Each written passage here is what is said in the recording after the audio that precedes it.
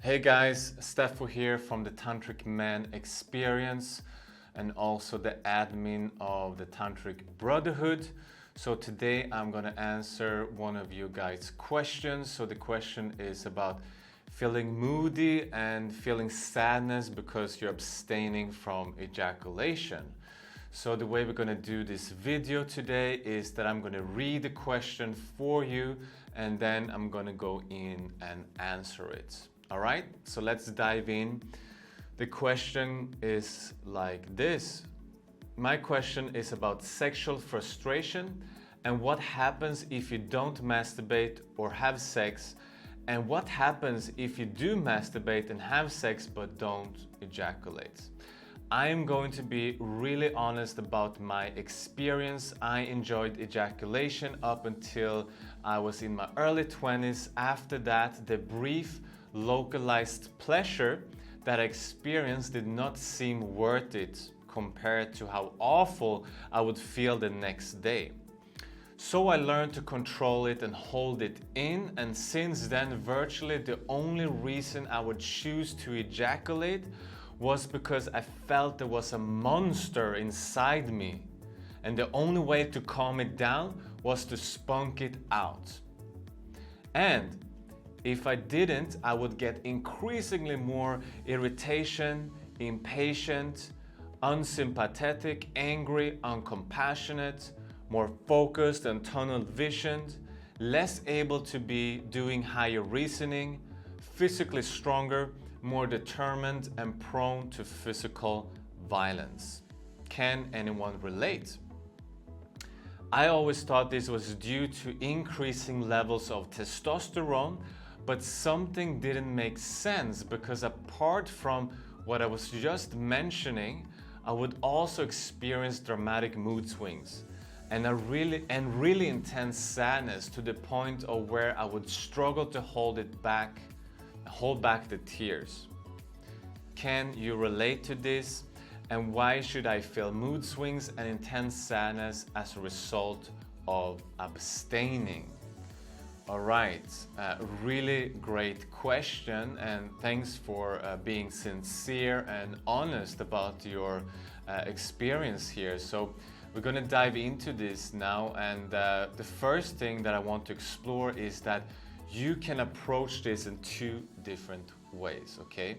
That this is the difference between doing it the harmful way and doing it the proper way. Okay, so the harmful way is to practice ejaculation control without any knowledge or any guidance on how to do it. It's either you're forcing it with body contractions or just plainly stopping without changing anything else in your lifestyle. On the other hand, the conscious way is to understand the intrinsic mechanisms or what happens with your energy and chakras when you practice ejaculation control. The proper way is to maintain and keep your energy on a healthy level. All right? So understand this point here. Practicing semen retention is a catalyst for everything you do in life, and also for everything that is going on inside of you on an emotional level. All right? So if you have a lot of love inside, that is going to be amplified. And likewise, if you have darkness inside, that is also going to be amplified. It's a natural amplification that only turns things up or what is already there. So it's extremely important that you practice in a conscious way. The reality is that we guys don't only use ejaculation to orgasm or to conceive children, right? Many guys use ejaculation as a way to relieve stress.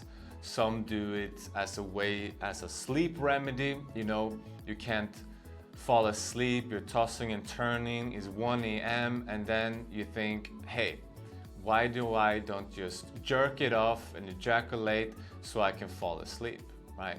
and some do it out of a compulsive and addictive behavior. So there's many reasons to why one could ejaculate, right? So if you understand that just like any regular guy has gone their whole life draining their energy through ejaculation, you're going to realize that there will be mood swings. Think about it. Think about what happens if you remove the very thing that has numbed those underlying feelings. You might have been addicted to watching porn and ejaculate in a Kleenex several times a week or a day even, to avoid from feeling those uncomfortable feelings underneath. And then, now, they come to surface after removing your habitual ejaculation. Naturally, you're going to be left to deal with that monster that you don't want to feel. And if you only just stop ejaculating without doing anything else, your emotions and energy will go berserk.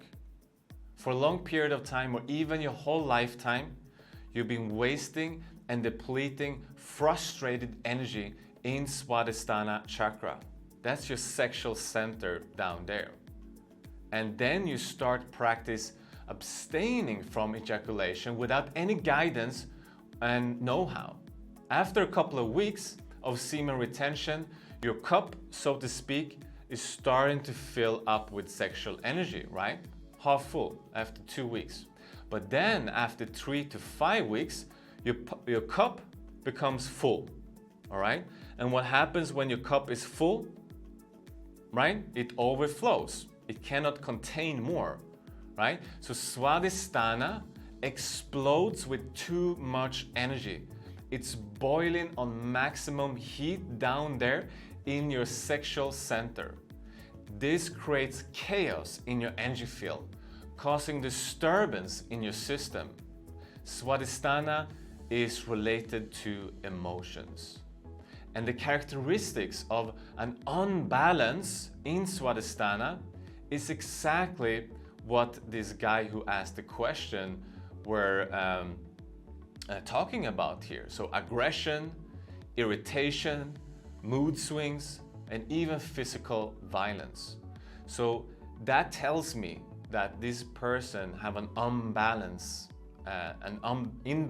in Swadhisthana. So those are because those were the exact things that he expressed, that he was dealing with. So all of those things go under Swadhisthana, all right? So the energy is not flowing properly there. It's not maintained.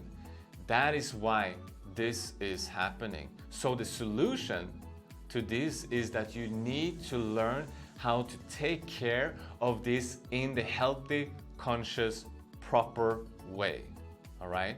You need to take care of your sexual energy in your subtle body.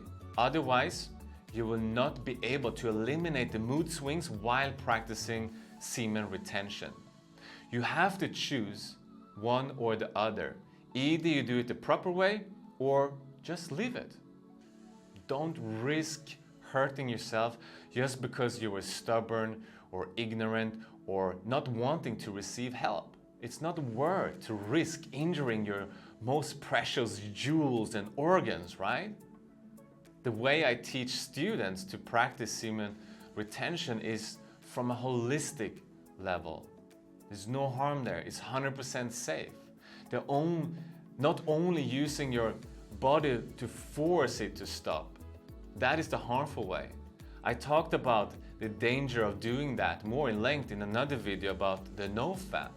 But in short here, there's a stagnation in your sexual center can cause more serious illnesses such as prostate issues, stiffness in the hips, tension in the perineum, leakage of semen and urine, tight pelvic floor, premature ejaculation, and erectile dysfunction. So the bottom line here, guys, that you need to see yourself as a holistic being with multiple dimensions. dimensions, right? Not only the physical meat body, right? You need to consider your energy, your emotions, your trauma, and your mental health. All those aspects will play a role if you will be successful in this practice or not. And don't get me wrong, tantric practices are the most amazing and empowering things that men can do to liberate their sexuality, relationship, and confidence. 100%. But I want to make this video so we can avoid the pitfalls by practicing safely. Because when bliss turns sour, it can be devastating to spend years in rehab when you can spend those years in bliss and pleasure, right? If you have sexual issues you would like to solve in a safe and holistic way, book a call to speak with me at tantricacademy/apply and answer a few questions in the application. This offer is only for those who are committed to working on solving their issues. If that is you, book a call and let's talk soon. Steffo here, checking out. Cheers to you and your success and your enjoyment and liberation.